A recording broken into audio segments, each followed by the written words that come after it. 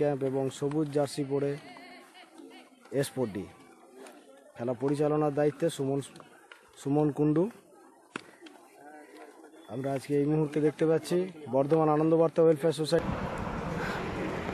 19 August থেকে পূর্ব বর্ধমান জেলার শহর বর্ধমানের কল্পতরু ময়দানে শুরু হয়েছে আনন্দবার্তা ওয়েলফেয়ার সোসাইটির উদ্যোগে এবং বিশিষ্ট সমাজসেবী সঞ্জীব পাল এবং জুয়েলস অ্যান্ড জুয়েলারির সহযোগিতায় প্রথম বর্ষ অনূর্ধ্ব 13 বছরের খেলোয়াড়দের নিয়ে গোল্ড কাপ ফুটবল প্রতিযোগিতা।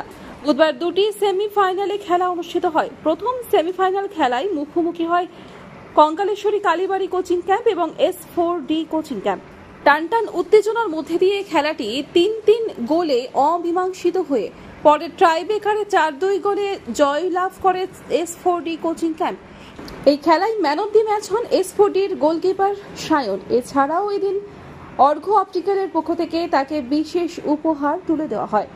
যে প্রথম সেমিফাইনাল S4D ভার্সেস কঙ্কালেশ্বরী কালীবাড়ি কোচিং ক্যাম্প, এই দুটো খেলার মধ্যে টাইব্রেকারের মধ্যে আমাদের ম্যান অফ দ্য ম্যাচ হচ্ছে গোলকিপার সায়নের হাতে ম্যান অফ দ্য ম্যাচের পুরস্কার তুলে দিচ্ছে আমাদের তাপস মাকড়, আমাদের বিশিষ্ট সমাজসেবী এবং স্পিডের কর্ণধার, এবং তার পাশাপাশি আমরা ট্রফি তুলে দিচ্ছি। এবং অর্ঘ্য অপটিক্যালের পক্ষ থেকে একটি সুন্দর সানগ্লাস আজকে প্রথম সেমিফাইনালে ম্যান অফ দ্য ম্যাচ সায়নের হাতে তুলে দেওয়া হচ্ছে। অর্ঘ্য অপটিক্যাল আজকে আসতে পারেনি, তার কর্ণধার অর্ঘ্য, কিন্তু তার পুরস্কারটা আমরা তার হাতে তাপসদার হাত দিয়ে তুলে দিচ্ছি। আপনারা দেখছেন এই মুহূর্তে বিশিষ্ট সমাজসেবী তাপস মাকড় তিনি ম্যান অফ দ্য ম্যাচের প্রাইজটি তুলে দিচ্ছেন।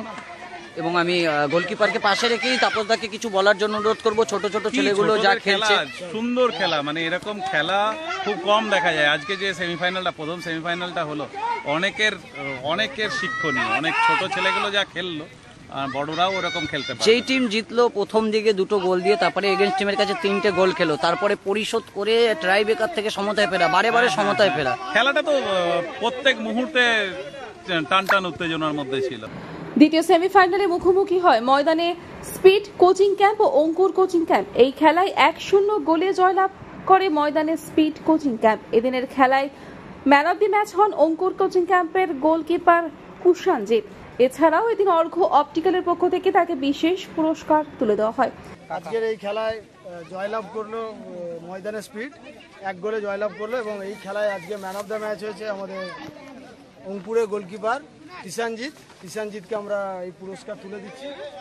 ম্যাচ কিষানজিৎ গোলকিপার অঙ্কুরে, এবং আজকের এই ম্যান অফ দ্য ম্যাচের পুরস্কার আমাদের তুলে দিচ্ছে তাপস মাকড়। ম্যান অফ দ্য ম্যাচের ট্রফি এবং অর্ঘ্য অপটিক্যালের পক্ষ থেকে একটি সুন্দর সানগ্লাস। অর্ঘ্য অপটিক্যাল আসতে পারে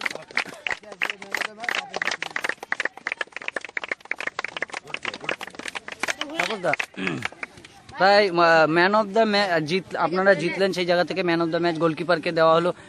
3-4টে গোলকিপার 3-4টে গোল সেভ করে বাঁচিয়ে দেওয়া, কি বলবে? হ্যাঁ, ছোটদের খেলা ভালো খেলেছে গোলকিপার, সত্যি করেই ভালো খেলেছে।